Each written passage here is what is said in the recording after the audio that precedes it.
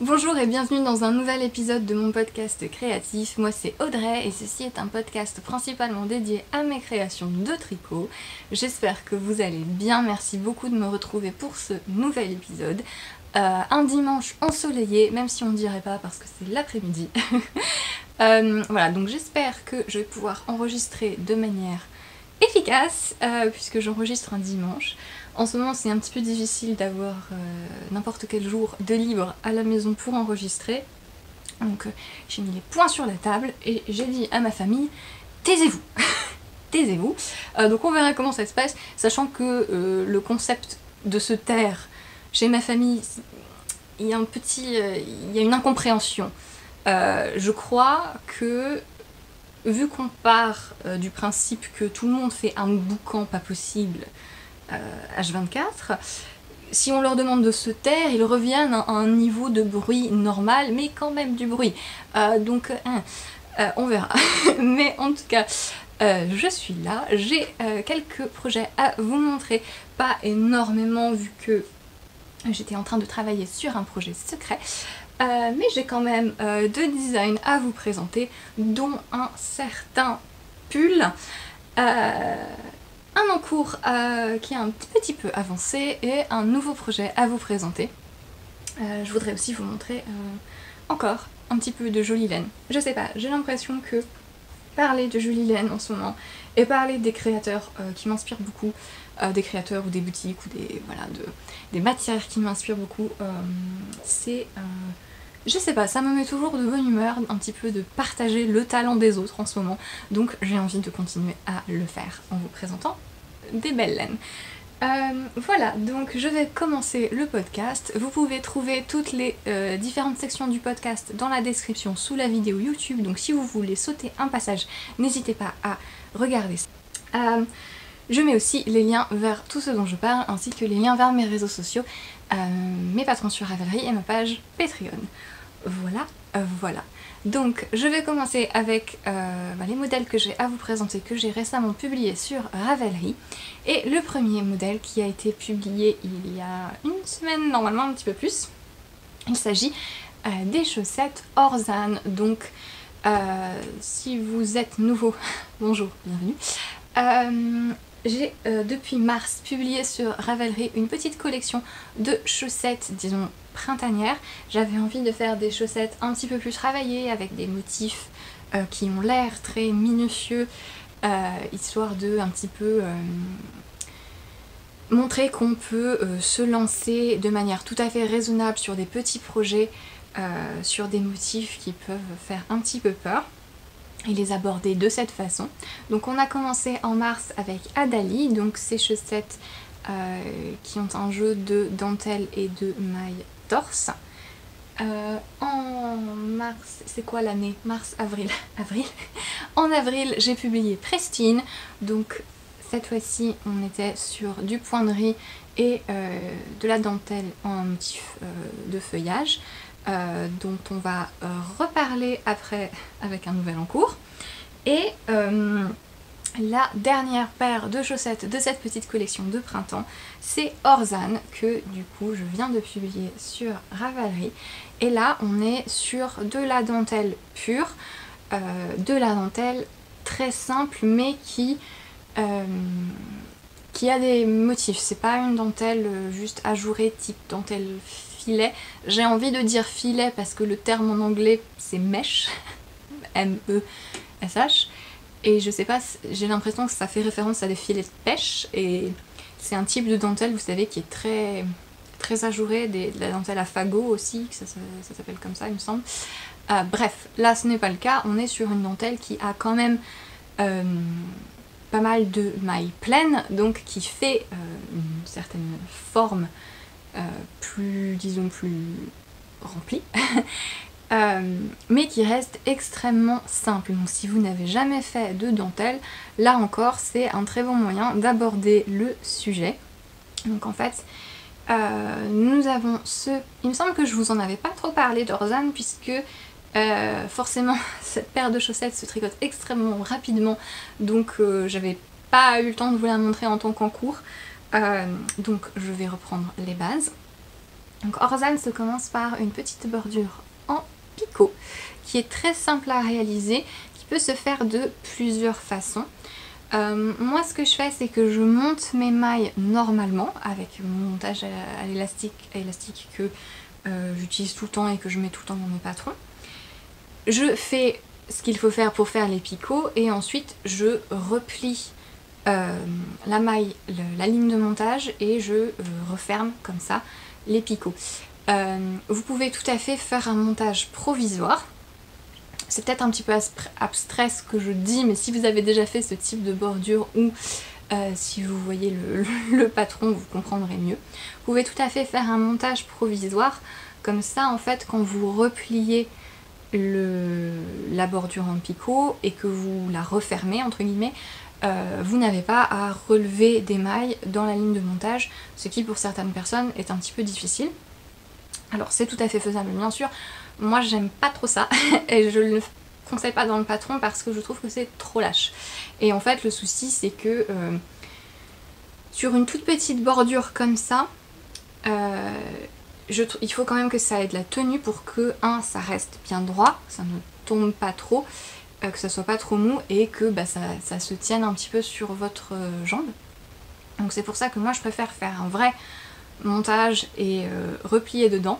Je pense aussi qu'il y a une question de tension puisque je remarque que beaucoup de personnes montent leurs mailles de manière très serrée et du coup ont des soucis après quand il s'agit effectivement de relever les mailles sur cette ligne de montage ou aussi parfois cassent les fils. Ça arrive assez souvent que par exemple pour la Holstgarn Super Soft, donc qui est un fil rustique un petit peu fragile, y a plein de gens qui en montant les mailles la cassent tout le temps. Moi ça m'arrive jamais, donc je pense que je dois être assez détendue, un petit peu zen, mais il faut de manière générale toujours essayer de monter les mailles le plus souplement possible, même si au début vous avez l'impression que ça fait quelque chose de très lâche et de pas joli, ça s'arrange tout de suite après, une fois que vous avez tricoté quelques rangs. C'est beaucoup mieux d'avoir un montage souple plutôt que d'avoir un montage trop serré, trop tendu. C'est un petit peu difficile puisque forcément quand on commence un projet, on veut vite monter les mailles, en plus c'est pas forcément le moment le plus sympa de monter les mailles. Mais un petit conseil de montage de mailles, donc hop, si je fais un longtail cast on classique comme ça, là, hop, moi je vais faire plutôt un montage à boucle à cet endroit là, quelle que soit la façon dont vous montez les mailles, je peux le faire en fait en divisant, on va faire ça, hop. Je fais un montage, alors je sais pas les termes, si c'est à la française, à l'anglaise. En fait, j'ai l'impression que il y a certaines personnes qui disent que quelque chose est à la française et d'autres qui décrivent le même montage en disant qu'il est à l'anglaise. Je suis pas du tout sûre de la terminologie. Donc bon, disons un longtail cast on classique, peu importe. En fait, ce que je veux vous montrer, c'est l'espacement entre la nouvelle maille et la maille d'après. Moi ce que je fais quand je monte mes mailles, c'est que j'ai mon index ici sur mon aiguille et quand je serre la nouvelle maille, vous voyez, hop, je la retiens un petit peu avec mon index. Je la serre pas contre la maille d'après. Ce que je fais, c'est que quand je la resserre sur mon aiguille, il y a mon index qui la bloque en quelque sorte. Ce qui fait que j'ai presque 1 centimètre, pas 1 centimètre, j'exagère, mais bon, disons qu'il y a quand même un grand espace entre mes mailles. Et quand je monte mes mailles, je fais toujours ça comme ça, c'est-à-dire je bloque la maille avec mon index, histoire qu'elle ne soit pas trop serrée. Alors c'est pas une science exacte, il y en a qui vont être plus serrées que d'autres, mais l'idée c'est que les mailles soient quand même assez espacées quand on les monte, et ça permet d'avoir quelque chose d'assez souple, et qui en conséquence est plus facile à relever dans le cas où on fait une bordure en picot, ce genre de choses. Voilà, petit conseil de montage. Quoi qu'il en soit, donc vous avez plusieurs manières de faire cette bordure en picot. Si jamais ma méthode à moi vous convient pas, il ne faut pas hésiter du coup à faire un montage provisoire si vraiment c'est ce que vous préférez. Et il y a aussi certaines de mes testeuses qui ont été hyper malines et qui ont glissé un élastique. Alors en ce moment c'est un petit peu la guerre pour avoir des élastiques, hein, mais si vous en avez, Du coup elle glisse un élastique juste avant de la refermer. Voilà, il faut savoir un petit peu ce qu'on fait pour refermer l'élastique après. Et voilà. Si vous êtes un petit peu astucieuse en couture, puisque glisser des élastiques, tout ça, ça relève un petit peu plus de la couture. Si vous êtes astucieuse dans ce domaine, ce que je ne suis pas, c'est aussi une possibilité. Ça permet en fait que la chose se resserre bien et ne se détende pas, et du coup que ça tienne là aussi bien sur votre jambe. Donc voilà. En soi, la bordure en picot, c'est très facile à faire, le principe est tout simple, mais dans la réalisation, il y a plusieurs manières de le faire pour trouver en fait celle avec laquelle vous êtes le plus à l'aise. C'est souvent le cas en tricot, les choses sont pas compliquées, c'est juste qu'il faut trouver la manière qui vous va à vous, afin que vous puissiez réaliser un concept simple, mais de la bonne façon pour vous. Voilà, donc petite bordure en picot, et ensuite sur tout le devant de la chaussette, vous avez donc ce panneau de dentelle qui est composé de trois motifs. En fait, vous avez sur les côtés ces bandes là en miroir, et au centre un petit motif de coquille, disons, donc c'est un point qui vient d'un dictionnaire de tricot, je ne sais plus lequel. Normalement il a des noppes là, et il y a un très joli pull de... C'est Marie-Christine Lévesque. C'est MC Lévesque. Est-ce que c'est Marie-Christine son prénom, il me semble. Je crois que c'est le pull Poinsettia, quelque chose comme ça, qui a cette dentelle, il me semble, et qui a les très jolies noppes dessus. C'est 3 noppes, il me semble, comme ça. Je m'en suis rendu compte après coup. En fait, j'ai vu son pull après. C'est assez marrant parce qu'on reconnaît pas tout de suite. Parce que moi, j'ai enlevé les noppes. Du coup ça fait un effet un petit peu particulier, mais voilà. Pour ce petit motif de dentelle qui est très facile à suivre, vous avez, comme très souvent dans mes patrons de chaussettes, vous avez 2 options de talons. Donc soit vous avez une option, ici j'ai fait un talon à rang raccourci à l'allemande, parce que j'avais envie d'avoir le petit effet socket pour cette paire. Ça se dit socket? Je sais jamais, le problème c'est que des fois on a des termes, soit qui sont très régionaux, soit qui sont pas en fait les bons termes, et du coup il y a des incompréhensions.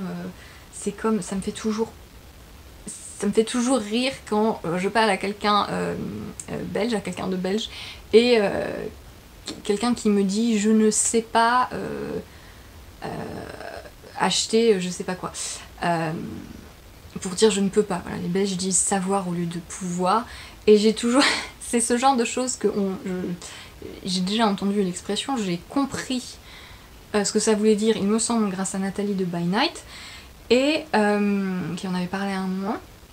Mais à chaque fois que je lis quelqu'un écrire je ne sais pas faire quelque chose, alors que si vous savez, mais vous pouvez pas, mais savoir, pouvoir, ceci dit c'est très beau dans l'idée que quand on ne peut pas faire quelque chose c'est qu'on ne sait pas le faire. C'est très beau de lier savoir et pouvoir en concept, je trouve ça intéressant philosophiquement parlant, je dis pas ça, voilà, c'est très bien, vive la Belgique, mais à chaque fois que je lis ça j'ai toujours un instant d'incompréhension. Donc comme quoi quand on est imbibé d'expression et de culture en quelque sorte, liée à sa langue, c'est très difficile de s'en défaire. Et donc socket, je suis pas sûre que tout le monde dise socket, si? Ouais, peut-être. Toujours est-il que je voulais que ça soit comme ça, mais l'autre option, c'est un talon renforcé à gousset, comme j'avais fait pour Adali, avec le renforcement en maille glissée en quinconce, qui s'appelle donc le renforcement œil de perdrix. Voilà, donc vous avez les 2 options dans le patron. Mes patrons de chaussettes ont toujours les instructions des talons écrites complètement. C'est tout à fait faisable si vous êtes débutant.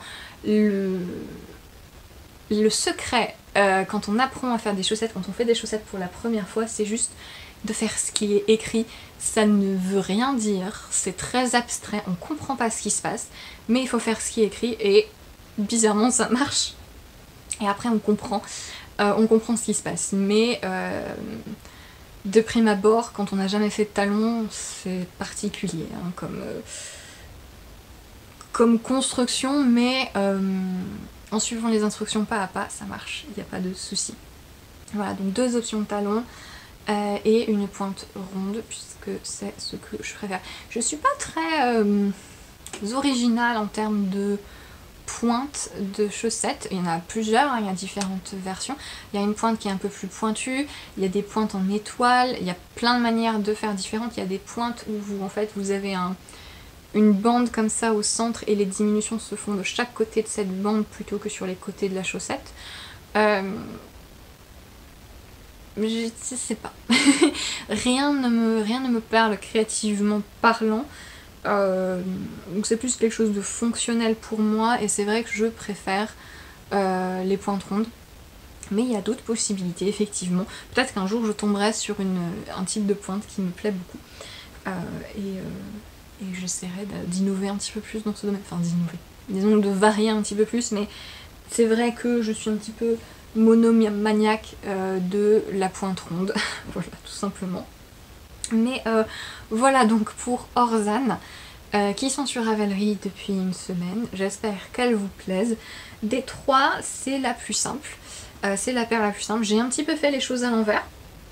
Involontairement, hein, mais du coup peut-être que c'était histoire de...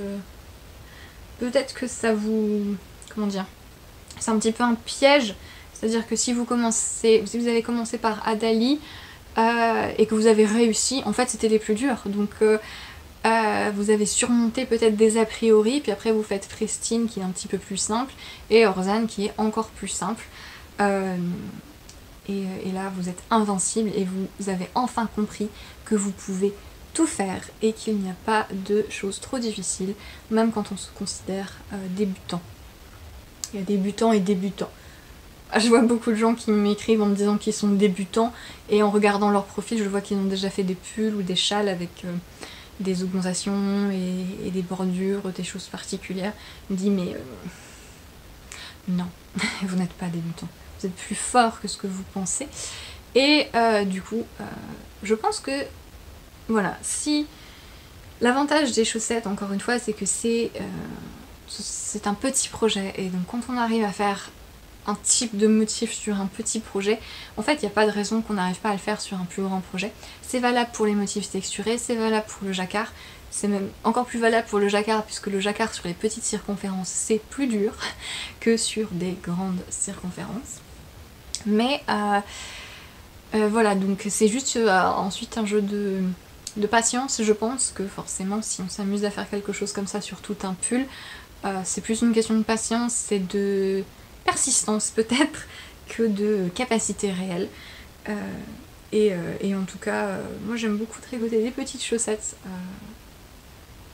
qui ont plein de points différents. Donc j'espère que le petit trio vous a plu, cette petite collection printanière.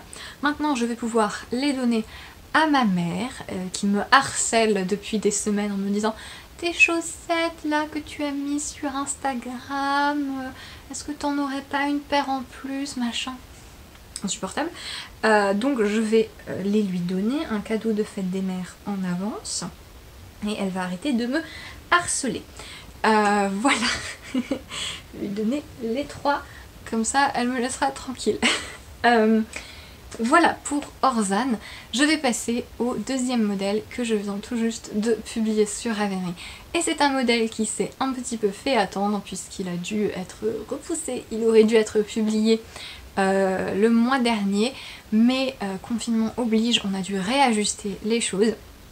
Mais le voici, enfin, il est là. Il s'agit du pull tellurique. Donc c'est un modèle qui a été créé en collaboration avec Aimée, de la bien-aimée du coup, qui m'avait contactée pour savoir si j'étais intéressée pour... Oui, c'est le retour du legging troué. Pour savoir si j'étais intéressée, il est toujours là, hein. Il n'y a même pas une question de retour, c'est qu'il n'est jamais parti. Si j'étais intéressée pour créer un modèle avec une de ces nouvelles bases, du coup qu'elle a sorti en janvier dernier il me semble, la base Helix, donc qui est une base dentelle avec 600 mètres au 100 grammes. C'est un fil qui est un mélange de Falkland Merino, de Merino des îles Malouines et de Gotland. Et donc c'est un fil très beau. qui a la brillance du Gotland. Le Gotland, donc c'est un mouton suédois, danois, enfin des îles Gotland en tout cas, qui a la particularité d'avoir une toison argentée qui va du gris clair ou presque noir, mais vraiment avec un reflet un petit peu métallisé qui est très très joli. Et qui ici est associé à la douceur du mérino des îles Falkland. Et donc ça fait un fil qui est vraiment hyper intéressant, au toucher, qui est doux, qui a une façon de prendre les couleurs que je trouve hyper intéressante. Donc je vous en avais pas mal parlé quand j'étais en train de tricoter mon prototype. Donc c'est vraiment un fil, une base qui sort extrêmement bien je trouve sur des couleurs saturées. Donc la bien-aimée qui la teint du coup dans des teintes assez riches, je trouve que c'est vraiment très très beau. Et donc là vous avez en vert, le vert foncé, ma couleur principale c'est Emeline. Et je trouve que ça a vraiment ces reflets, bon là forcément sur mon téléphone et avec les nuages qui passent c'est pas terrible. Mais si vous avez la chance de voir le fil en personne, ça a vraiment de très très beaux reflets profonds et c'est assez lumineux en quelque sorte. Et c'est très joli. Et ma couleur contrastante, donc c'est un bleu clair, c'est Egelia, qui est très très joli aussi, un petit peu plus nuancé. Mais je trouve qu'il y a vraiment quelque chose qui se passe sur les couleurs saturées de Helix. Et notamment, je vous ai présenté dans le dernier épisode le col Helix qui avait été tricoté en patron de Marguenet et qui elle a utilisé dans son prototype un violet très profond, des rouges orangés et on en discutait ensemble. Et effectivement sur les couleurs vraiment riches, saturées, cette base Helix est très très belle. Donc comme je vous l'ai dit c'est un fil dentelle, donc 600 mètres pour 50 grammes, pour 100 grammes pardon, qui, c'est assez déjà, qui peut se tricoter en double, donc soit en double avec du mohair, avec un autre fil de dentelle ou sur lui-même. Et donc c'est ce que j'ai fait pour ce pull. Donc il s'agit du pull tellurique, je ne sais pas si j'ai dit son petit nom, mais donc c'est un pull où j'ai tenu en double la Helix et comme vous le voyez ça fonctionne extrêmement bien pour le jacquard. Quand on le tient en double on obtient un échantillon de fingering classique et voire sport. Et ça fait vraiment un tissu qui est tout lisse, qui est vraiment très très beau pour du jacquard. Et qui se tient vraiment très très bien au niveau de la tension. Encore une fois, quand vous avez des fils qui s'accrochent un petit peu, pour le jacquard ça le rend beaucoup plus facile à tricoter puisque la tension est plus facile à gérer avec des mailles qui s'accrochent entre elles. Et là, Helix tricoté en double, c'est vraiment une très belle option pour du jacquard. C'est pour ça donc que j'ai voulu tricoter ce pull. Donc je reviendrai après sur les autres possibilités de fil puisque c'était important pour moi de faire en sorte que ça fonctionne avec différentes possibilités. Donc ce pull, c'est un pull bottom up, donc qui se tricote du bas vers le haut. Et qui a, vous allez le voir, une construction un petit peu particulière et plein de choses à dire. Donc si vous vous souvenez du moment où je l'avais tricoté, vous êtes en train de prendre une grande inspiration et de vous accrocher parce qu'il y a plein de choses à dire. Donc on commence par le bas avec une bordure en point de riz. Et donc en fait l'idée là c'est de tricoter le point de riz en tenant un fil de chaque couleur puisque on tient tout le temps le fil en double. Donc là pour le point de riz j'ai utilisé un fil de ma couleur principale et un fil de ma couleur contrastante et ça vous donne cet effet marbré sur le point de riz. On tricote cette bordure à plat puisqu'elle est, hop, y arriver, elle est fendue dans le dos. C'est peut-être plus facile si je l'enlève. Je vais l'enlever. Voilà, on arrêtera de faire des acrobaties. Donc, je disais, ça doit être hyper pénible parce que je bouge sur mon lit, ça fait du bruit. Bref, donc je disais, la bordure en point de riz se tricote à plat et elle est fendue dans le dos. Ensuite, une fois qu'on a fini, donc on la rejoint ici et on commence à tricoter le corps en rond avec ce motif de jacquard. Arrête de voler mes cerises. les pies nous volent, c'est terrible. Elles mangent toutes les cerises, j'en peux plus. Elles sont énormes en plus et elles nous narguent. Nos chiens ont peur. On a des pies, je vous jure, elles sont énormes, elles sont comme ça, c'est terrible. Le motif de jacquard, donc qui est un motif inspiré du motif que j'avais utilisé pour un patron de chaussettes il y a un bon bout de temps maintenant, les chaussettes Aliénor. Donc j'ai repris un petit peu ce motif pour ce pull. Et donc c'est pas un motif compliqué du tout. Il y a très peu de fois où il faut croiser les fils. Vraiment ça se tricote très facilement même si vous êtes débutant en jacquard. Encore une fois, sur des grandes circonférences, le jacquard en rond c'est beaucoup plus facile parce que vous n'avez pas à vous poser la question Magic Loop, pas Magic Loop. Voilà. Et il est assez intuitif une fois qu'on s'y est mis. Je recommande vraiment de mettre des marqueurs entre chaque répétition. Je l'écris dans les patrons, mais j'ai toujours j'ai toujours des testeurs qui me disent j'ai dû recommencer parce que j'avais pas mis de marqueur et c'était trop difficile. C'est pour ça que je dis de mettre des marqueurs. Quand je dis des choses dans les patrons, c'est pas que pour vous embêter. Mais voilà, la répétition est pas très longue, mais c'est toujours tellement plus facile de faire du jacquard quand on isole les répétitions sur un pull comme ça avec beaucoup d'aisance. Puisque oui, c'est un pull qui est prévu avec pas mal d'aisance. Après, c'est toujours selon les préférences de chacun.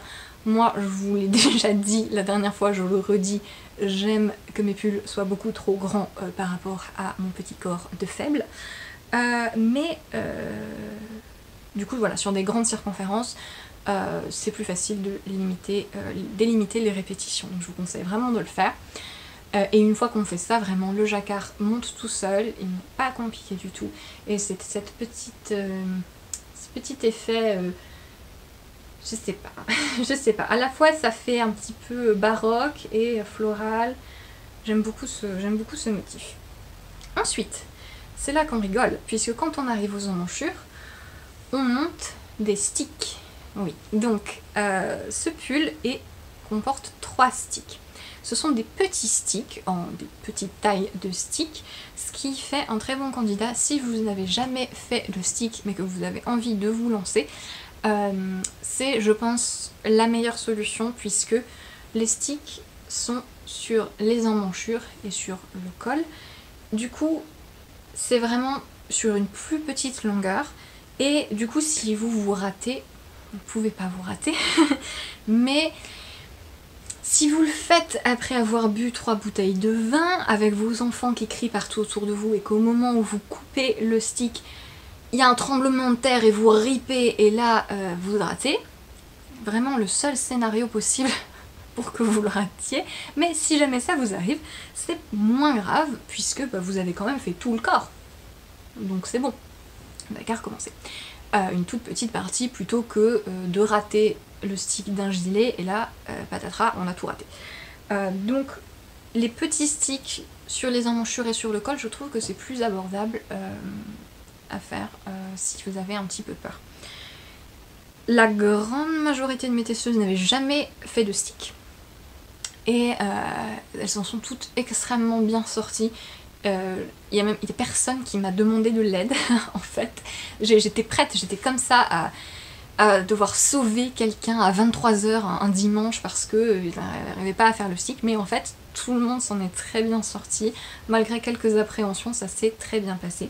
Il y a dans le patron une vidéo tutoriel complète du début à la fin, du moment où on monte les mailles supplémentaires pour le stick jusqu'au moment où on referme le stick sur l'intérieur, puisque le stick est pour être plus propre et cousu après sur l'intérieur du tricot. Tout est filmé pas à pas. Si vous êtes sur Patreon, vous avez déjà vu la majeure partie de ce tutoriel puisqu'il est aussi sur Patreon. Mais voilà, il est spécifiquement sur ce pull. Un tutoriel de stick complet, filmé dans la pénombre, mais qui a été suffisamment clair apparemment. Donc voilà, il y a vraiment une explication pas à pas pour toutes les différentes étapes du stick. Donc je reprends. On monte nos sticks pour les emmanchures. comme ça, on continue notre jacquard en rond, tranquillement, jusqu'à l'encolure. Et donc là, on a une forme d'encolure qui est un petit peu carrée. Donc elle est carrée arrondie. C'est un rectangle arrondi aux angles, voilà. J'avais envie d'une encolure un peu plus bateau, mais quand même pas là. Le problème des encolures bateau, c'est que j'aime pas quand ça... Voilà. Je vous l'ai dit la dernière fois, moi j'aime bien les encolures près du cou, mais mon cou a une forme ronde et pas rectangle. Et du coup, les encolures bateau, ça m'embête. Là, elle est un petit peu descendue. Et il y a aussi un stick au niveau de l'encolure pour qu'on puisse continuer le jacquard sur le début des épaules ici. Donc on monte un petit stick, en fait, au moment de rabattre les mailles sur l'encolure, on monte un stick, histoire de continuer à tricoter tout en rond jusqu'en haut des épaules. Là aussi, il y a un tutoriel pas à pas pour la mise en place de ce stick. Je le fais avec vous en vidéo, je me suis filmée pendant que j'étais en train de le faire, donc vous avez toutes les étapes dans le patron. Autre tutoriel du coup qui va avec, c'est au niveau du jacquard. Donc vous voyez le jacquard qui se poursuit sur les épaules. Et là, j'ai fait une vidéo pour vous expliquer comment continuer le motif. Je me suis dit que ce serait sympa aussi et pratique de vous... juste, c'est idiot hein, comme concept, mais juste de vous rassurer un petit peu sur comment procéder dans les situations où vous devez continuer un motif, quel qu'il soit, que ce soit du jacquard, des dentelles, des torsades ou de la dentelle, je vais y arriver, alors que vous devez diminuer ou augmenter et que le patron ne vous donne pas une grille refaite en fait, en prenant en compte les diminutions. Là, c'est beaucoup plus réaliste de vous demander de poursuivre le motif vous-même plutôt que de vous forcer à le faire d'une certaine façon. En fait, ce qui est assez difficile quand on design un pull avec des motifs, c'est que on sait que vous n'aurez pas exactement le même échantillon en rang. C'est très difficile d'avoir le bon échantillon en rang, que ce soit en jersey, mais quand c'est du jacquard ou des motifs, c'est encore pire. C'est très très difficile. Et du coup, le souci, c'est que si je vous dis tricoter le corps en X fois, en nombre de rangs plutôt qu'en centimètres. Si je vous force à tricoter un certain nombre de rangs, on n'aura pas forcément, vous n'aurez pas la longueur qu'il vous faut. Et on n'aura pas du tout la même longueur non plus. Ni la même, ni celle qu'il vous faut personnellement. Donc c'est double problème en fait. Vous forcez à faire un certain nombre de rangs, ça vous empêche d'avoir la longueur que vous voulez, qui peut être très différente de la mienne, et de toute façon vous n'aurez pas la même que moi. Donc je préfère vous dire tricoter X centimètres. Ça pour le corps, mais aussi pour l'encolure. Le problème, c'est que si je vous dis de tricoter X centimètres, c'est que vous allez tricoter un nombre de rangs différents. Vous allez tricoter plus ou moins de rangs que moi. Et donc je ne peux pas prévoir sur quel rang vous serez à cet endroit-là quand vous allez rabattre les mailles de l'encolure. Ça vous permet aussi de l'adapter à votre morphologie. Voilà, si vous avez envie d'avoir une emmanchure plus petite, par exemple, si vous voulez faire un pull avec beaucoup plus d'aisance, mais que votre tour de poitrine correspond à une plus petite taille, donc vous n'avez pas besoin d'une grande hauteur d'emmanchure, et que vous voulez modifier, ou tout simplement que vous modifiez le corps. Le mien est une longueur de corps classique, mais peut-être que vous avez envie qu'il soit plus long, qu'il soit crop. Je trouve ça très dommage de vous forcer à faire une certaine longueur, que de toute façon vous n'aurez pas forcément... puisque vous n'aurez pas le même échantillon encore une fois. Du coup, je préfère vous expliquer encore une fois comment les choses marchent, plutôt que de vous forcer à faire quelque chose qui n'ira pas. Qu'es-tu? Qu'es-tu? Une fourmi. Une fourmi chez moi, c'est génial. Bonjour. Installe-toi, il n'y a pas de souci. Une fourmi qui est passée par un trou dans la fenêtre. Un trou sous la fenêtre. Il n'y a pas de trou dans ma fenêtre.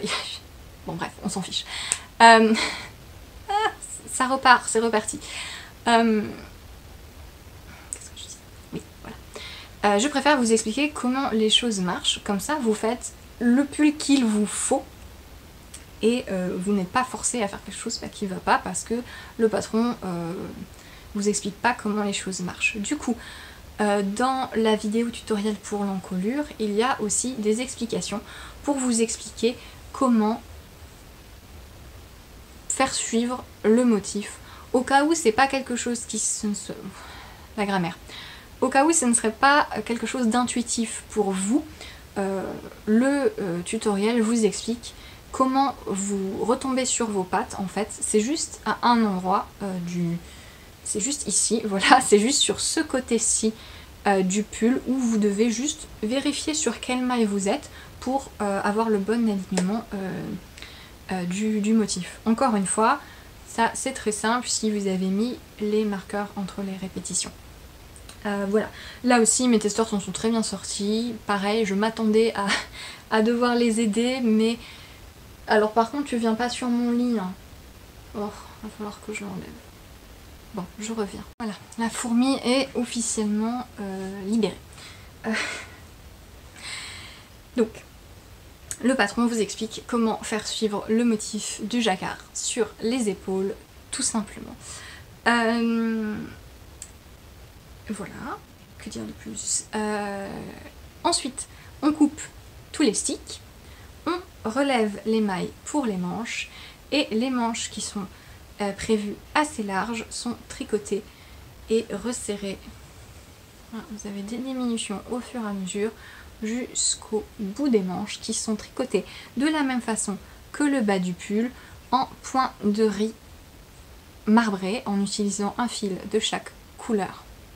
Les finitions du pull sont en I-cord en couleur principale, donc là vous finissez en I-cord, vous relevez les mailles autour de l'encolure et vous finissez en I-cord, et la fin de la fin, on relève les mailles tout autour de notre bas de pull en point de riz qui avait été commencé comme ça, hein, voilà. Donc on relève les mailles et on tricote un I-cord tout autour, ce qui fait finir le pull de manière harmonieuse puisque tout est fini pareil avec ce point de riz et cet I-cord en couleur principale.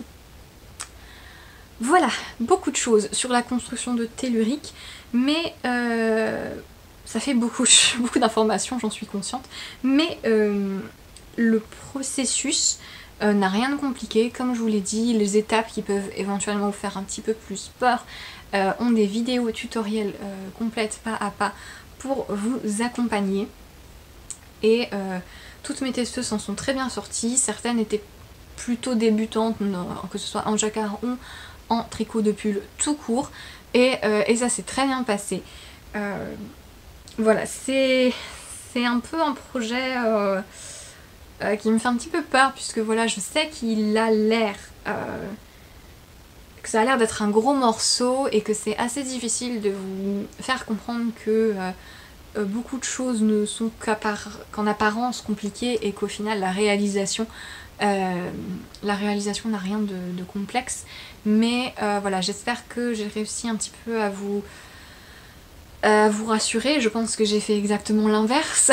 Mais voilà, juste ce qu'il faut retenir, c'est que il y a des vidéos dans le patron tutoriel vraiment exhaustives, c'est-à-dire que si vous faites ce que je vous dis de faire dans la vidéo, vous avez tout fait, il n'y a rien qui est laissé au hasard, il n'y a rien qui est sous-entendu. C'est vraiment pas un modèle qui est compliqué, puisqu'au niveau de sa construction, il reste en fait très simple. Il n'y a pas de rond raccourci au niveau des épaules pour vous simplifier ça. L'encolure, c'est vraiment juste sur quelques rangs, voilà, où il faut suivre le motif. Encore une fois, c'est très simple. Ça vous permet d'ajuster toutes les longueurs, ça vous permet d'avoir un résultat qui vous va, même si votre échantillon rang est différent du mien. Et il le sera, puisque je fais partie de ces personnes absolument pénibles qui font des mailles carrées en jacquard, donc mon échantillon en rang est bizarre et quasiment toujours inatteignable pour les autres, mais voilà, donc le patron est écrit pour que les gens qui voudraient se lancer dans un cycle ou dans premiers vêtements avec beaucoup de jacquard se sentent complètement à l'aise. Il est vraiment... c'est vraiment rien de compliqué. Tout simplement, dites-vous que c'est la première fois que je design un pull comme ça, tout en jacquard, et avec autant de petits détails de finition. Vous vous doutez bien que si c'est mon premier design de ce type-là, j'ai pas forcément fait quelque chose d'extrêmement difficile à suivre, tout simplement parce que ça aurait été assez risqué pour ma part en tant que designer, ça aurait été plus difficile à designer. Donc faites-moi confiance, j'ai fait en sorte que ce soit facile pour moi, pour que ce soit facile pour vous. Et de toute façon, vous êtes évidemment les bienvenus dans mes messages Ravelry si vous avez besoin d'aide. J'espère en tout cas que le modèle vous plaît. Je vais peut-être le remettre pour vous remontrer un petit peu comment il me va. Voilà, donc c'est un modèle qui est prévu avec beaucoup d'aisance, comme je vous l'ai dit. Comme toujours, hop, vous faites un petit peu ce que vous voulez au niveau du choix de l'aisance. Je ne sais plus quelle taille j'ai tricoté, je crois que j'ai tricoté la taille 2 ou 3, mais voilà, moi j'ai quand même beaucoup d'aisance, comme vous voyez là. Les manches aussi sont prévues très larges. Ah oui, je voulais vous dire, comme les manches sont en jersey simple, et que du coup vous n'avez pas la surépaisseur du jacquard, vous avez une différence de tissu entre les manches et le corps du pull. Je me suis posé la question. Mon idée originelle c'était comme ça, c'est-à-dire d'avoir le jacquard sur le corps et les manches en jersey unies avec la couleur principale. Quand j'ai commencé à tricoter les manches, je me suis dit, en fait j'ai peut-être envie de continuer le jacquard sur les manches. Donc j'ai fait ça, j'ai fait je pense une demi-manche en jacquard et j'ai regardé le pull et là j'ai vraiment eu l'impression que j'étais en train de faire un costume pour un film historique. Ça faisait trop, c'était un peu trop chargé, un peu trop marqué je trouve personnellement. Du coup j'ai défait et j'ai fait ma manche en uni et je trouve personnellement que c'est beaucoup plus moderne et beaucoup plus portable comme ça. Le truc c'est qu'effectivement vous avez une différence d'épaisseur et que encore une fois en fonction de votre tension et de votre échantillon, peut-être aussi du fil que vous allez utiliser, vous risquez d'avoir une forte différence d'échantillon entre la partie en jacquard et la partie en jersey. Le but, quand vous avez un pull avec du jacquard et du jersey, c'est que votre échantillon en jacquard et en jersey doit être le même. Sauf exception, il y a certains modèles qui vous donnent deux échantillons différents. Personnellement, ça m'embête. Mais là, le but, c'est bien que vous ayez le même échantillon sur les portions en jacquard que les parties en jersey. Moi, j'ai pas besoin de changer de numéro d'aiguille pour que ce soit le cas. J'ai sensiblement le même échantillon en maille, que ce soit en jacquard ou en jersey. Si vous voyez que votre échantillon en jersey est très différent, il faut réduire votre taille d'aiguille, parfois de manière significative. Mais voilà, vous le voyez très vite, vous relevez les mailles autour de l'emmanchure, et si vous voyez que le tissu de la manche est trop aéré, il faut tricoter plus serré. Donc il faut que vous descendiez votre taille d'aiguille. Vous pouvez aussi relever moins de mailles. C'est un petit peu l'avantage des constructions à épaules tombantes, c'est que vous pouvez tout à fait faire le corps d'une certaine taille et la manche d'une autre. Donc vous relevez moins de mailles, plus de mailles si vous avez envie d'avoir plus d'aisance, histoire que vous voyez un petit peu ce que ça donne. Dans mon cas, il n'y a pas une différence de largeur significative entre l'emmanchure en jacquard et le tour de bras. C'est fait pour.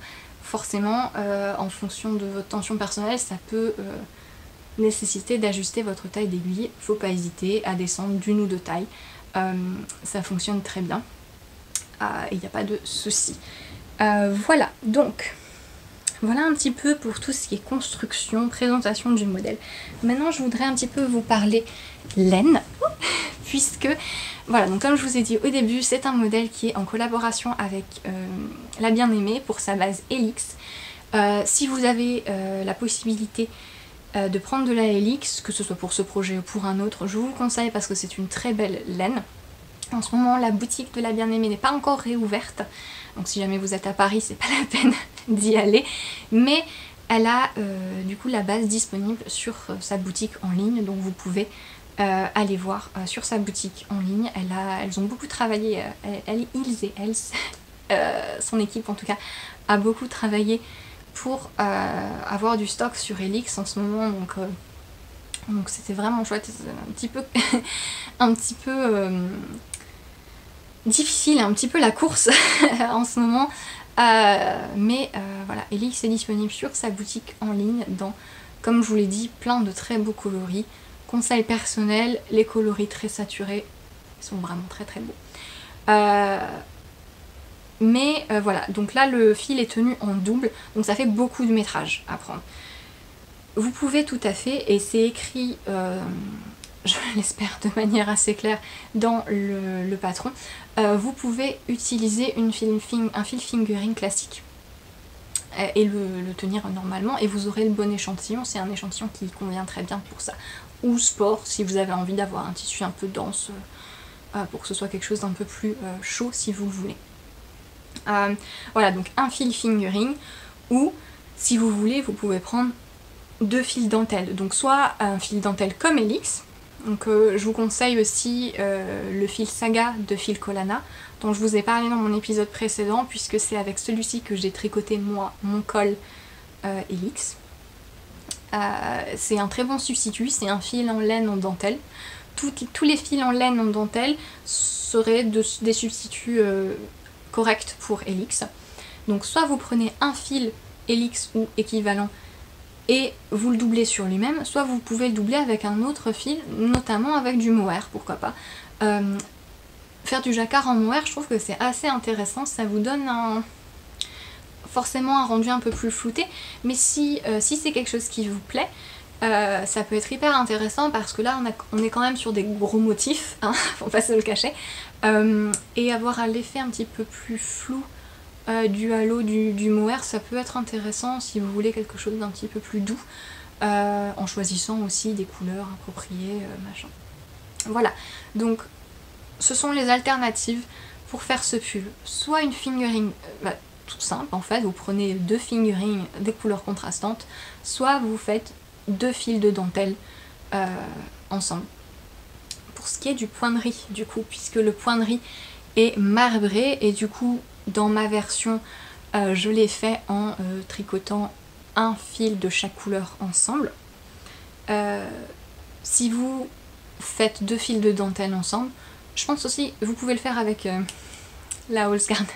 La Halls Garn aussi fonctionne très bien, elle est suffisamment fine pour faire le même échantillon, ça ira très bien pour la tenir en double. Donc si vous faites avec 2 fils de dentelle différents, il n'y a pas de souci. Si vous le faites de la manière la plus simple avec juste un fil de fingering, mes testeuses ont eu des ingénieuses idées. En fait, vous faites le point de riz en jacquard, c'est-à-dire que vous faites une maille de chaque couleur. Et ça fonctionne très bien, et ça vous donne un effet similaire. Voilà. Vous pouvez aussi complètement ignorer mon côté point de riz.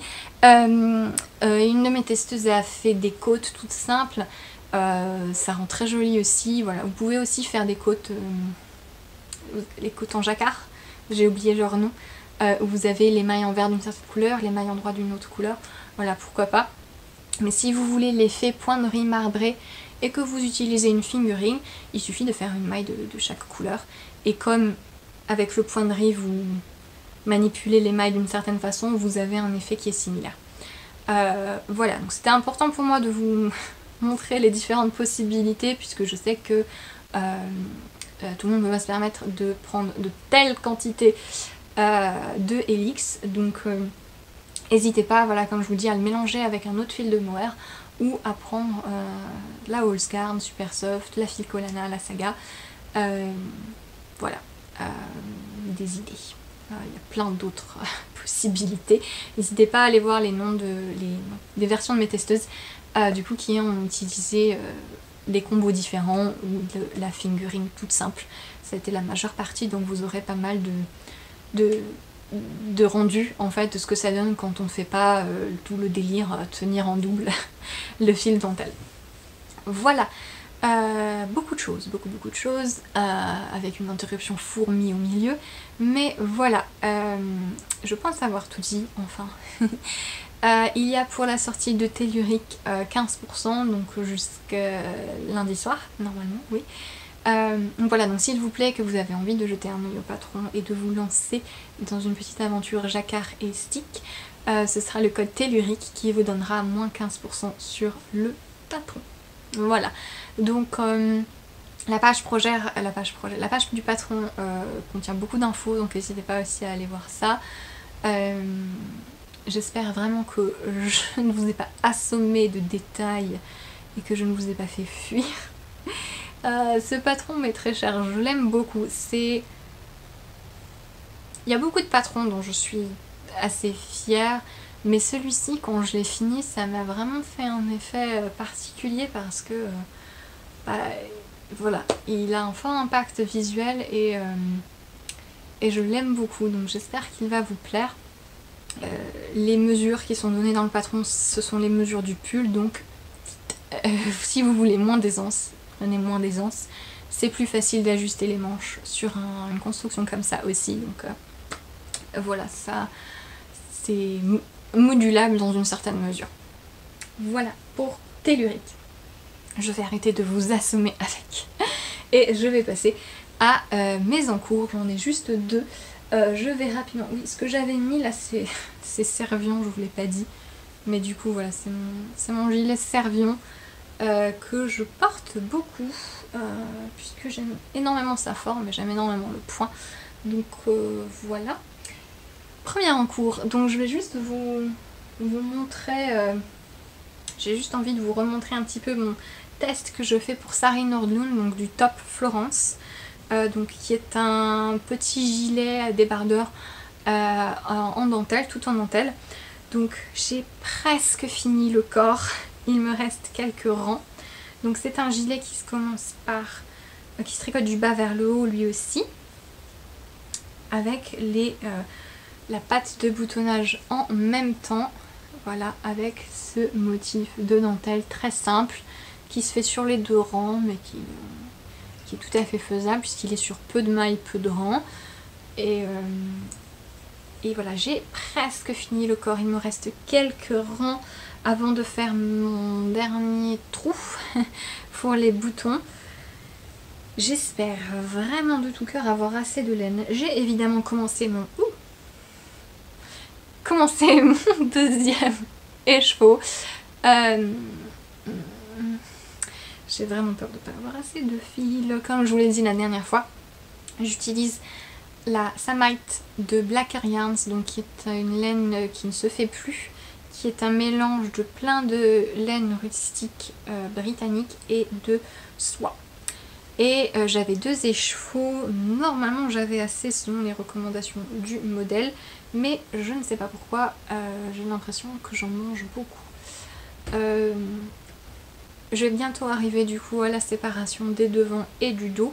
Les devants se réduisent assez rapidement et en fait c'est la bande de boutonnage qui se courbe comme ça pour devenir la bretelle. Enfin c'est assez joli et assez particulier, enfin je sais pas, dans le sens où on a l'impression que la bande de boutonnage finit par recouvrir la dentelle.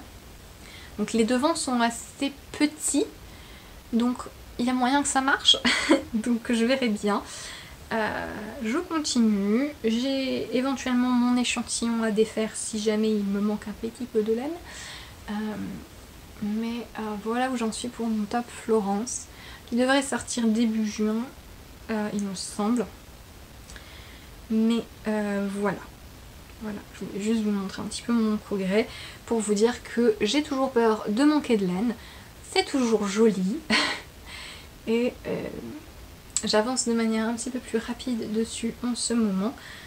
Puisque on a rattrapé avec mon copain 20 000 saisons de série qu'on avait en retard. Et du coup, c'est un très bon tricot série puisque j'ai juste la grille de la dentelle à côté et je peux tricoter vite. J'ai moins mal maintenant quand je fais les diminutions sur l'envers, puisque comme je vous l'ai dit, c'est une dentelle qui se fait à la fois sur l'endroit et sur l'envers. Donc sur l'envers, vous avez des glissés tricotés à l'envers. C'est une manipulation un peu bizarre. J'ai l'impression de m'être détendue encore plus, puisque c'est bon, maintenant ça me crispe moins, en tout cas. Mais j'espère l'avoir bientôt fini, et je vous le montrerai en tout cas quand il sera dispo sur Ravelry, normalement mi-juin. Je ne sais pas quand t'avais prévu de le sortir, la créatrice, mais je vous tiendrai au courant. Et je passe à mon dernier en cours, qui est un nouveau... Qu'est-ce qu'il se passe? Qui est un nouveau modèle. Un nouveau modèle que je tricote avec des laines de Katia. Donc il y a quelques mois, je vous en avais parlé, Katia, donc la marque de laine Katia, la marque espagnole, m'a proposé de tester certaines de leurs qualités, et du coup je leur avais dit que la meilleure façon pour moi de découvrir une de leurs qualités, c'était de faire un modèle avec. Donc ça me permettait de me rendre compte un petit peu plus de qu'est-ce qu'on pouvait faire avec et de mieux vous la présenter. Ils ont eu la gentillesse de m'envoyer beaucoup trop de laine, et du coup c'est ce que je fais, je commence à faire des modèles avec la première de ces qualités, c'est la qualité Sicelle, donc qui est un mélange de coton, c'est 75% coton, 25% lyocell, donc le lyocell qui est une fibre synthétique mais créée à partir de différents types de bois, là en l'occurrence c'est des algues, donc on peut faire du lyocell avec plein de choses différentes. Là c'est le côté Sicelle, c'est fait à partir d'algues, c'est une matière qui se veut plus écologique que la viscose, qui est faite à partir de... enfin qui est à la base du bambou, et puis je sais pas exactement comment ça fonctionne cette histoire, mais donc le lyocell c'est quelque chose qui drape énormément, qui brille, qui est très doux et qui est très bien pour l'été. C'est lyocell ou tencel, c'est la même chose. Et vous avez pas mal de mélanges qui commencent à en avoir.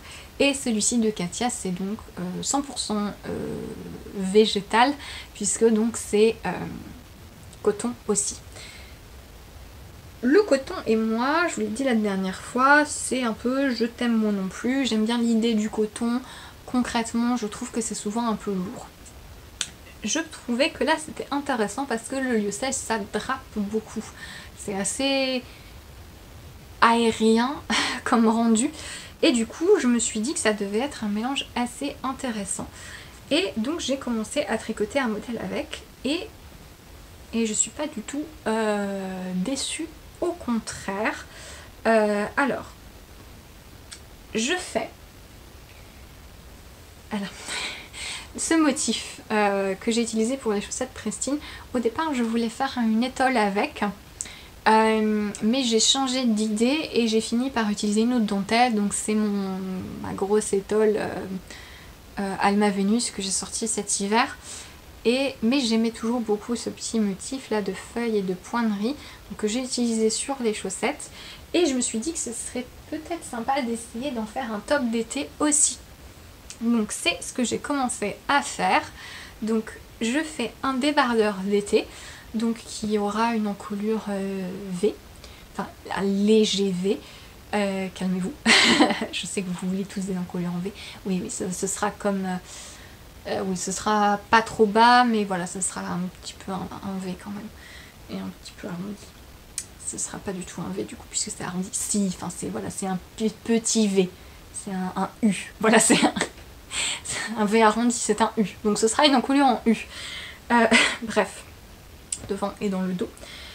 Donc je le tricote à plat parce que j'ai envie. Je trouve que c'est sympa pour les tops d'été de les tricoter à plat, parce que souvent on a tendance à vouloir, enfin, quand on les fait du coup dans des matières végétales, donc qui ont moins d'élasticité, moins de structure, la couture est intéressante pour ajouter un petit peu plus de solidité à la chose. Et donc là en plus, comme il y a quand même beaucoup de coton, je me suis dit bon, le faire en rond, j'étais pas sûre de l'idée. D'autant plus que vu que c'est une majorité de points de riz, le faire à plat ou en rond en soi c'est pareil. Surtout que sur cette dentelle, les rangs en vert, bah, on a le point de riz et après c'est juste, il n'y a pas de diminution ou de jeté à faire sur le rang en vert. Voilà, donc je commence par le dos, je vais faire le dos à plat, puis je ferai le devant, comme je vous l'ai dit, donc ce sera un débardeur a priori, sauf changement de plan. Mais voilà, avec ce motif de feuilles et de points de riz. J'aime beaucoup la définition, c'est très joli. Ça, vous voyez, ça drape beaucoup. C'est même un peu mou, donc je pense que la couture sera pas trop. Je glisse une maille sur le côté pour que ce soit plus facile ensuite de faire ma couture, au moment de coudre les deux côtés. Mais voilà, donc je vais faire le devant et le dos de manière identique puisque j'ai envie d'avoir un décolleté des deux côtés. Je veux vraiment quelque chose de léger, d'aérien, d'estival. Je veux qu'il ait un petit peu d'aisance. Donc je sais pas trop, parce que j'ai pas fait d'échantillon. Oui, alors je suis une très mauvaise designeuse. J'ai commencé ça sans l'écrire avant. Disons que j'ai juste pris les chiffres pour ma taille, donc mon prototype. Ce sera la taille que ce sera et je graderai après de manière correcte pour que ça fonctionne. En fonction de l'échantillon fini. Donc je sais pas trop comment ça va réagir au blocage. Surtout que comme ce sera... Le problème de bloquer du coton, c'est que je sais jamais trop comment faire, puisque si je bloque une petite pièce de coton, c'est pas pareil que de bloquer le truc en entier. Donc bon, je verrai bien comment ça réagit au blocage, mais j'ai l'impression que c'est pas une si mauvaise idée que ça. Au contraire, de faire du point de riz avec ce fil, puisque le point de riz a tendance un petit peu à serrer, à apporter de la structure à la chose, et à le rendre un petit peu plus... élastique en quelque sorte, c'est comme si je faisais des côtes, sauf qu'elles sont en quinconce forcément puisque c'est du point de riz, et du coup ça, comment dire, ça équilibre un petit peu le tissu, et j'ai l'impression que ça va pas trop tomber. En tout cas, c'est très agréable à tricoter, c'est hyper doux.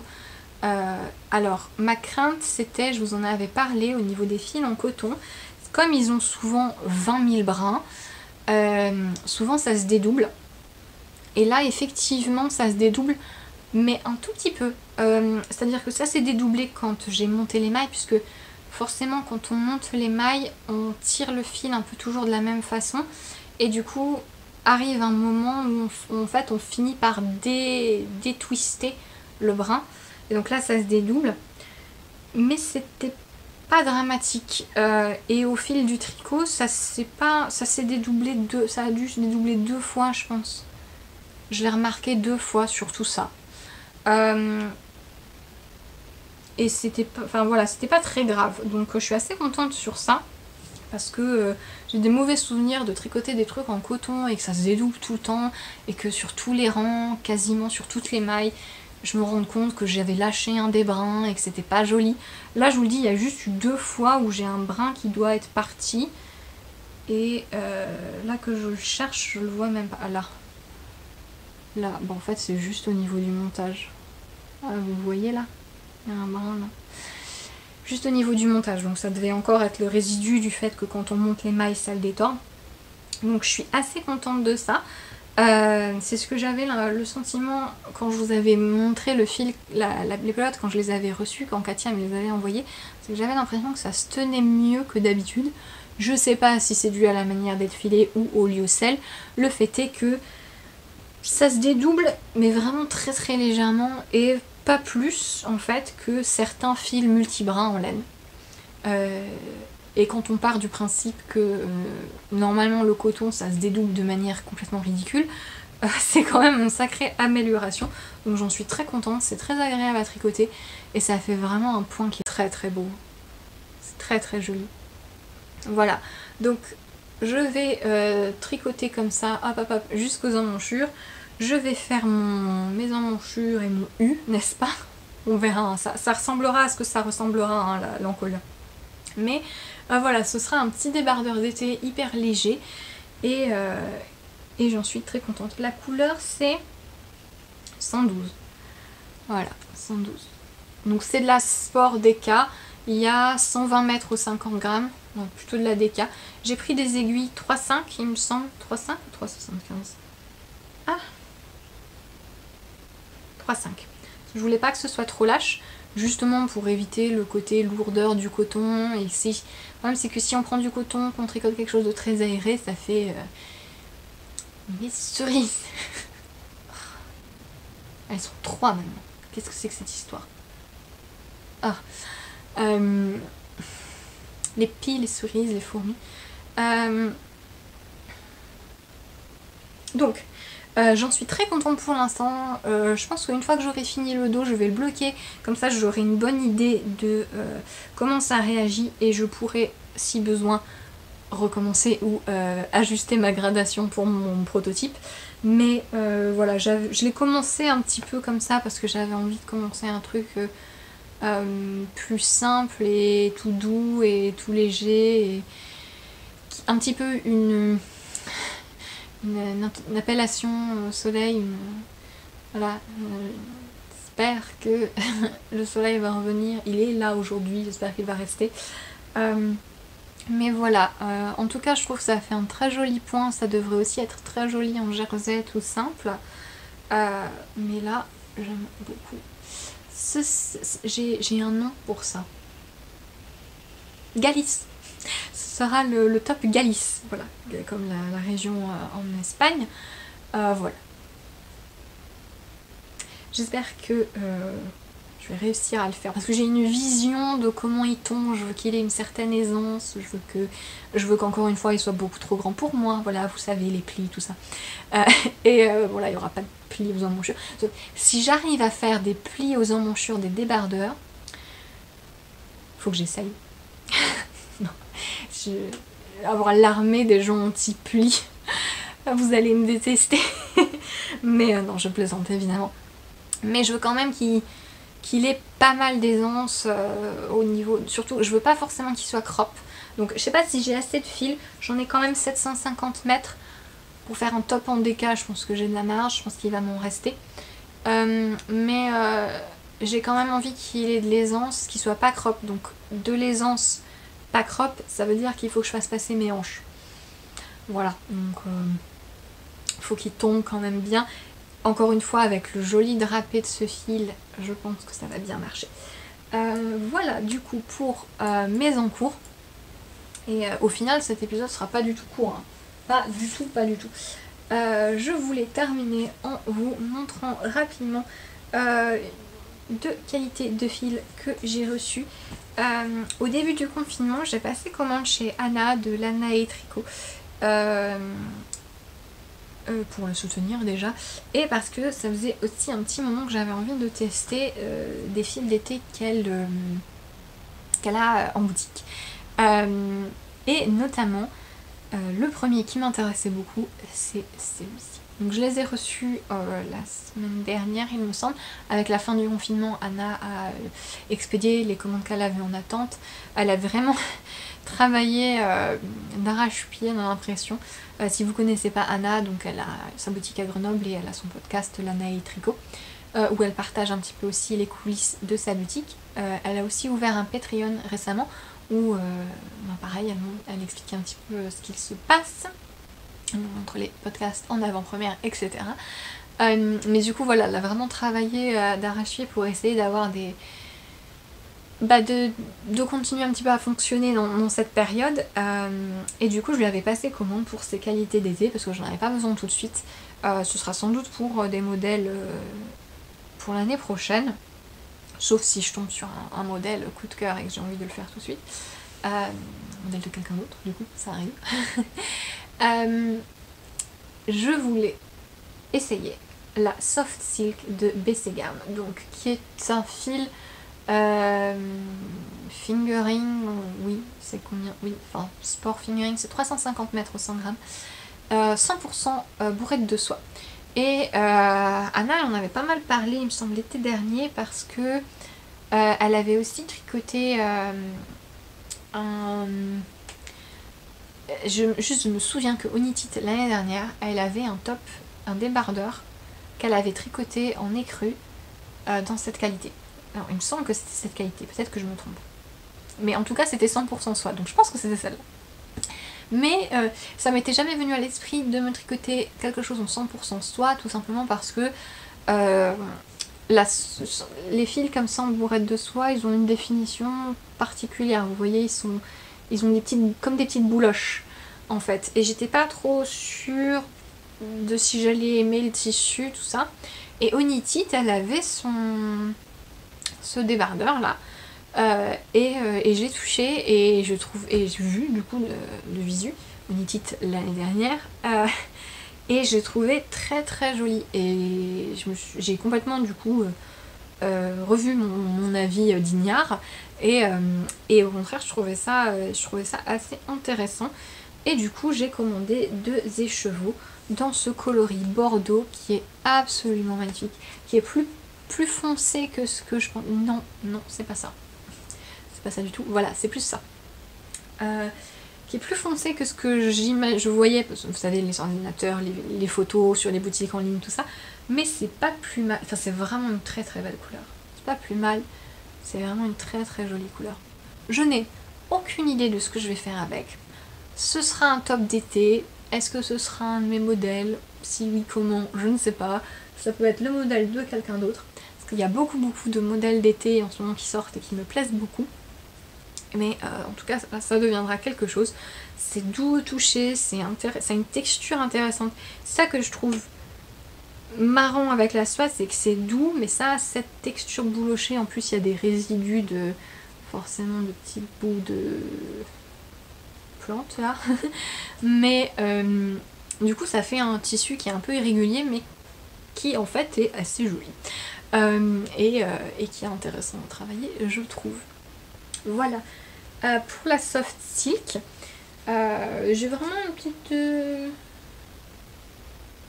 petite obsession légère pour baisser garde en ce moment. Envie de tricoter tout leur fil.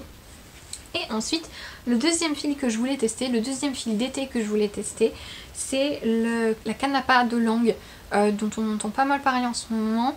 Il y a Mademoiselle Pétronille qui fait, alors je crois que c'est son deuxième top d'été qu'elle a sorti. Récemment elle a sorti un top d'été fait avec la Canapa, avec une jolie bordure en bas. Et je crois, il me semble que son top Jane de l'année dernière aussi était en Canapa. Je me trompe peut-être. Je sais qu'Anna l'avait tricoté en Canapa. Peut-être que c'est pour ça que je... Voilà. Bref, j'associe le chanvre à Mademoiselle Pétronille, je ne sais pas pourquoi. Vous avez aussi Solène Nitz qui a sorti un top en collaboration avec Naticea Chanvre. Pourquoi Naticea, c'est bien ça, il me semble. Qui fait du chanvre bio, une démarche super intéressante, écologique, tout ça. Forcément sur des fils végétaux responsables. Du chanvre, du coup. Et il faut que je me penche sur le sujet. Mais on voit de plus en plus de chanvre arriver. Et du coup, je veux pas mourir bête.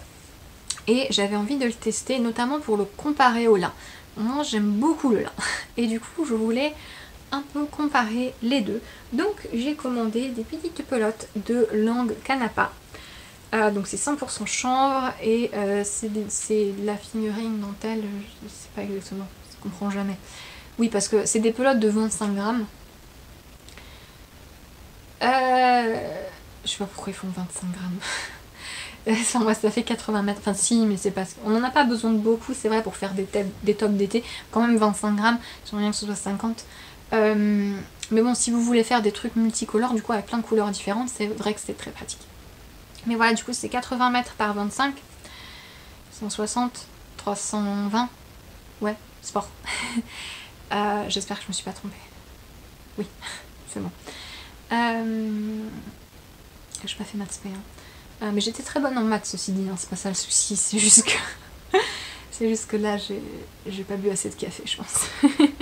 Mais qu'est-ce que je voulais dire? Oui, le coloris vert c'est 18. C'est un espèce de vert absolument indéfinissable, c'est kaki, mais c'est en même temps c'est pas très jaune. je sais pas, je le trouve joli. Je ne sais pas s'il me va. Ah non, non, ça me fait... Ah non. Ah, je sais pas. Je sais pas. Je ferais peut-être quelque chose pour ma maman, qui a un teint plus bronzé que moi. Donc voilà, moi j'aime beaucoup le lin, donc je voulais comparer le chanvre au lin, parce qu'à chaque fois qu'on me pose la question, je dis toujours j'ai l'impression que c'est un peu la même chose. Je voulais comparer. Au toucher déjà c'est plus sec que du lin. Alors voilà, le lin c'est déjà un toucher particulier, mais là j'ai quand même l'impression que ça fait plus taille. C'est du chanvre quoi. Donc je suis très curieuse de voir comment ça réagit une fois lavé, tout ça. Je pense que là pour le coup je ferai un bel échantillon une fois que j'aurai décidé quoi faire avec. Je pense que j'en ferai un modèle, genre un t-shirt, quelque chose comme ça, pour tester son drapé, la souplesse, tout ça. Parce que là au toucher ça fait plus paille que le lin. Ça fait vraiment plus sec. C'est très doux, hein, c'est pas désagréable, c'est vraiment... Je pense, peut-être que vous entendez, ça crisse. Voilà, ça fait vraiment paille, mais c'est pas... Ça fait très négatif, hein. Ce ne l'est pas. Et je suis très très curieuse de voir comment ça se comporte. Je vois en voyant les tricots des autres que ça a une belle définition aussi sur les mailles torse, sur de la dentelle, des choses comme ça.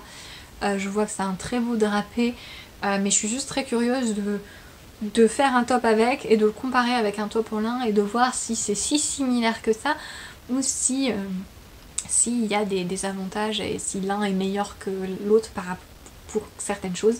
Donc je suis très curieuse de ça. Et voilà, je voulais juste vous présenter ces deux fils d'été puisque bah, du coup la période des tricots d'été arrive. Je discutais avec ma mère il y a quelques jours qui comprenait pas trop pourquoi je sortais mes modèles d'été en été et pas 2-3 mois avant comme disons un système de prêt-à-porter classique où on sort la collection printemps-été en février. Je me suis fait la réflexion que c'est vrai qu'on a ce fonctionnement en tant que tricoteur. Bon, déjà le fait que pour vivre il faut que je sorte des patrons tous les mois et pas en collection comme ça tout d'un coup des mois à l'avance. Mais c'est vrai qu'on a ce réflexe en tant que tricoteur que quand qu'on veut tricoter quelque chose qui est en accord avec la saison. Je sais pas vous, mais moi c'est très très vrai. Moi j'arrive pas à me projeter et à me dire à moins d'avoir un très beau printemps, ce qui n'a pas été le cas cette année, j'arrive pas à me dire en avril j'ai envie de tricoter des tops d'été. J'ai envie de me mettre à faire des tricots estivaux là maintenant, fin mai, début juin, et tout l'été je vais avoir envie de tricoter des choses d'été. Jamais de la vie je vais me dire en août attends, l'automne arrive, il faut que je commence à me faire un pull en déca ou un truc comme ça. J'arrive pas. Je pense que c'est un lien particulier entre nous et l'environnement. Je sais pas, j'ai l'impression qu'on a envie de faire quelque chose qui est en accord avec ce qui se passe au moment présent. Et c'est pour ça que bah, quand on est en plein cœur de l'hiver, c'est là où tout le monde sort son mohair, n'est-ce pas? Et ses grosses laines. Et c'est vrai que c'est un système assez différent. Je sais pas ce que vous en pensez, comment vous fonctionnez vous, est-ce que au contraire vous arrivez à un petit peu anticiper les choses et à vous dire bah, je vais faire en sorte d'avoir des choses prêtes pour l'été. Voilà, je sais pas, petite interrogation en passant. Mais voilà, je voulais vous montrer deux fils d'été intéressants si jamais vous avez envie de vous y mettre cette année. Si jamais vous êtes intéressé pour tester des matières végétales. Végétale, la soie, c'est pas... Comment classifier la soie je ne sais pas. Insectale. Du coup, voilà. J'ai dit tout ce que j'avais à dire pour cet épisode, qui n'est pas si court que ça. Voilà. J'espère que je n'ai pas été trop brouillonne. Merci beaucoup de l'avoir regardé. J'espère que ça vous a plu. Et ouais, je vous dis à très vite puisque je vais tourner un épisode je pense d'ici une semaine et demie pour mon anniversaire qui arrive le 1er juin. Voilà, je vous retrouverai à ce moment-là. sauf problème. A priori, il ne devrait pas y avoir de problème. Oh, il y aura peut-être un problème. Je vais me faire tatouer avant. Donc, si vous ne me voyez pas le 1er juin, c'est qu'il y a eu un problème. Non, tout devrait bien se passer. Voilà. Je vous souhaite une très bonne fin du mois de mai. Et je vous dis à la prochaine. Salut!